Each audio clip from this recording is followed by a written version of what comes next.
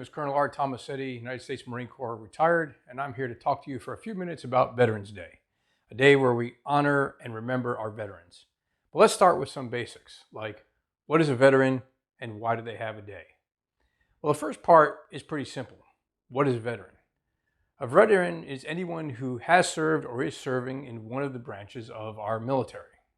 In the United States, we now have 6 military branches: the Army, the Marine Corps, the Navy, the Air Force, the Coast Guard, and the Space Force.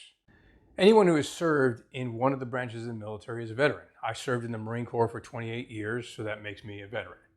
And there are a lot of different jobs you can do in the military. Most of my career I spent flying airplanes. But there is one thing that everyone who serves in the military has in common. It's a thing that I think is so very important and is so very special. Everyone who serves in the military takes an oath. They take an oath to defend our Constitution, to defend our nation, and to defend our freedom and the freedom of others. And that is something that we should never forget. Now, the second part of why do veterans have a day? Well, it might be easiest to travel back in time for that. And for that, we're going to need a time machine. Now, for my parents' generations, time machines look like this. And for me, growing up, time machines look like this, which is definitely an improvement. But you might be more familiar with something like this. And we'll use that to help us travel back in time today. So our first stop in our time travel is back to the year 1918, where on the 11th hour of the 11th day of the 11th month, a temporary end of fighting was signed between the Allied nations and Germany in what was called the Great War. This end of fighting is actually called an armistice, and this was the end of the war to end all wars. Now let's move forward one year to 1919, and this time we're in Washington, D.C. President Woodrow Wilson, the 28th President of the United States, proclaimed November 11th as the first commemoration of Armistice Day. And in 1919, you might have heard this on the radio. To us in America, reflections of Armistice Day will be filled with solemn pride in the heroism of those who died in the country's service, and with gratitude for President Wilson wanted us to reflect on the heroism of our veterans and to never forget their sacrifice. Now, let's jump ahead to the year 1921 and we'll make our way to Arlington National Cemetery in Virginia. So many people had died in the war and not all of them could be identified. So on that day in 1921, the remains of an identified veteran from the Great War was buried in what we call today the Tomb of the Unknown Soldier. And across the nation, Americans observed 2 minutes of silence at the beginning of the ceremony. Now you might be wondering, what does Armistice Day have to do with Veterans Day? And that's a great question. Now for that answer, let's jump ahead to 1947 and to go to Birmingham, Alabama, where a man named Raymond Weeks, a World War II veteran, organized a parade and other festivities to honor all veterans. The event was held on November 11th, Armistice Day, but he called it National Veterans Day. And he would later go to Washington, D.C. to propose officially changing the name. Now, Mr. Weeks' idea caught on, and if we jump ahead to the year 1954, another U.S. president, this time Dwight D. Eisenhower, changed the name to Veterans Day. See, between 1919 and 1954, there had been another World War and a war in Korea.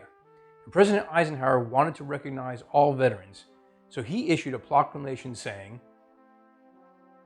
I do hereby call upon all of our citizens to observe Thursday, November 11th, 1954 as Veterans Day.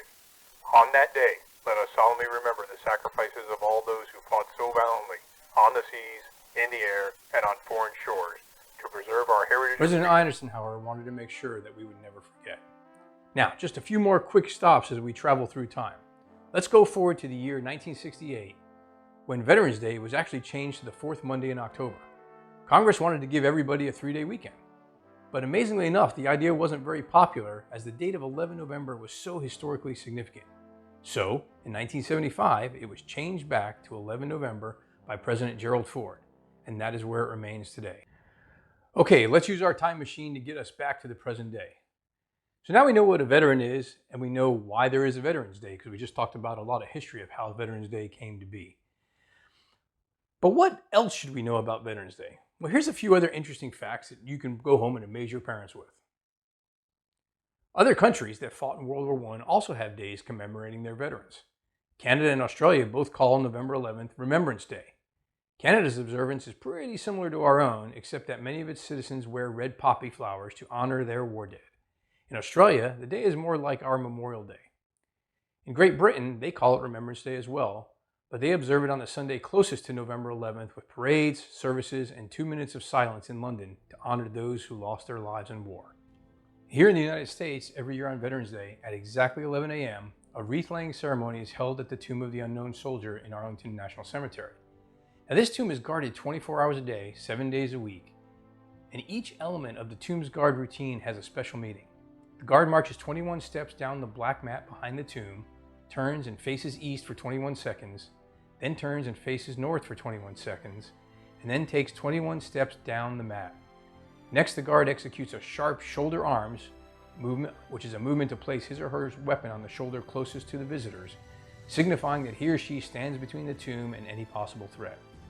Number 21 is significant because it is the highest military honor that can be bestowed on someone, the 21-gun salute. So how many veterans are there? Well, according to the Department of Veterans Affairs, here in the United States, there are over 19 million veterans. And did you know that 5 states have more than 1 million veterans in their population? California, Texas, Florida, New York, and Pennsylvania. That is a lot of veterans. And many of you have veterans at home, in your families, and maybe even in your neighborhoods, and possibly even at your school. So you probably don't have to look too far to find them. So remember our veterans, these men and women, these mothers and fathers, these sons and daughters, and never forget their sacrifices, their willingness to serve, their commitment to our freedom, our nation, and to each and every one of us. So the next time you pass a veteran, smile, wave, and say thank you. It's a great way to let them know that you will never forget.